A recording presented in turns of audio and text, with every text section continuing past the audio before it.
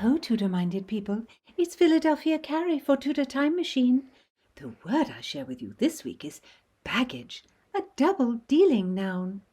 I might say to my servant Agnes, "Run, girl, and collect my baggage. My carriage awaits." But if Agnes is nowhere to be found, and I discover her loitering by the kitchen hearth with her swain, instead of hearkening to my call, I will box her ears and say, "Agnes, you are a pert, dissembling baggage." Baggage? How now, Tudor Files, what think you? If you're new here, I'm Gage. I'm Jessica. And we're here with Philadelphia Carrie for Tudor Word of the Week. Don't miss a word, and listen to the Tudor Time Machine Story Project. Jessica reads a chapter of Time's Riddle, and then my dear friends discuss the history behind the mystery. How diverting!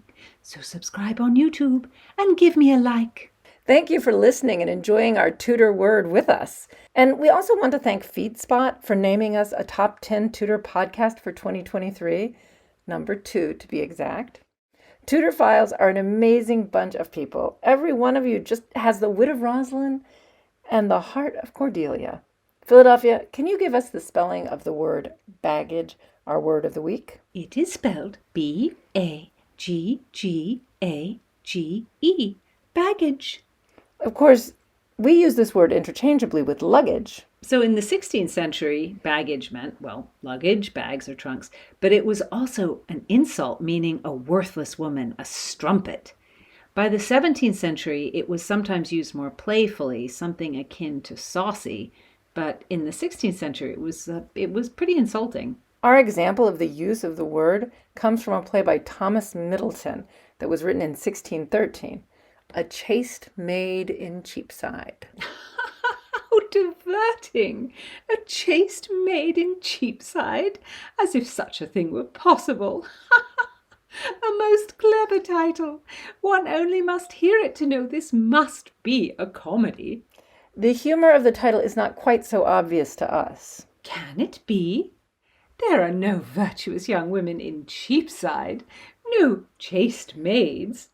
Oh, to find one would be, as the good Sir Thomas More says, to go look for a needle in a meadow. Now we say look for a needle in a haystack. How strange! I know not what a haystack is. But to the matter at hand, Cheapside is a part of London where only avaricious merchants dwell. There are no fine nobles, no gentle people of good family. I'm guessing you yourself would never live there. No, indeed. I dwell in a place of base commerce, where there is a market every day except Sunday, and all around me would be tradespeople. But would you go there to shop? I should, in a mask and a hood, and with my Agnes to accompany me and carry my things. Fine bargains can be made there. Everything can be bought or sold in Cheapside. Well, I guess Middleton is making a comment on the buying and selling, because the rich goldsmith in this city comedy, Yellowhammer, is essentially selling his daughter Mole to Sir Walter Whorehound. And in case the name doesn't make his character clear, Sir Walter Whorehound is actually a lying grifter who's trying to shore up his ruined fortunes with Moll's dowry. And by using the name Moll, Middleton is playing with the audience, because Moll was used as a shortening for Molly. And Moll is a word for a low woman, a prostitute, a whore. But this Moll is actually the chaste maid in Cheapside who suspects and detests Sir Walter, even as he cons her parents.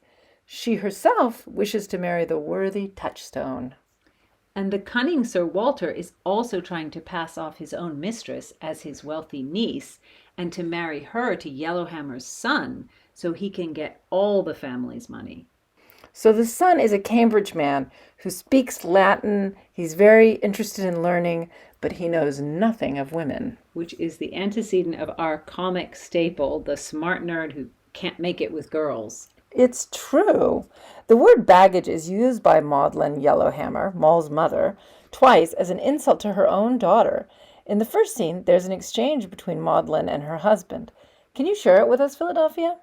Yellowhammer says, "Sir Walter's come. He was met at Holborn Bridge, and in his company a proper fair young gentlewoman, which I guess by her red hair and other rank descriptions to be his landed niece brought out of Wales, which Tim, our son, the Cambridge boy, must marry. 'Tis a match of Sir Walter's own making to bind us to him, and our heirs forever. And Maudlin replies, "We are honoured then if this baggage would be humble, and kiss him with devotion when he enters. I cannot get her for my life to instruct her hand thus before and after, which a knight will look for before and after. I have told her still, 'tis the waving of a woman does often move a man and prevails strongly." Okay, so there's a lot of sexual innuendo in that speech. Sure. Jacobean audiences just love sexual innuendo. Then as now, and the next time Maudlin uses baggage is when Sir Walter comes to visit and Moll runs away. Maudlin says, "Why, daughter, faith, the baggage! A bashful girl, sir. These young things are shamefast. Besides, you have a presence, sweet Sir Walter, able to daunt a maid brought up in the city." By the end of the play, Sir Walter's wicked ways are revealed. Maudlin is proved wrong about her daughter, who is no baggage, but the most virtuous woman in the play, and Moll gets to marry her touchstone, a comedy. Ah, yes, poor Mistress Maudlin Yellowhammer. She is the true pert baggage of the work. So give heed, Tudorphiles. Bring some 16th century sauce to your vocabulary with baggage. Listen in next time. Don't miss a word. Subscribe on YouTube and give me a like.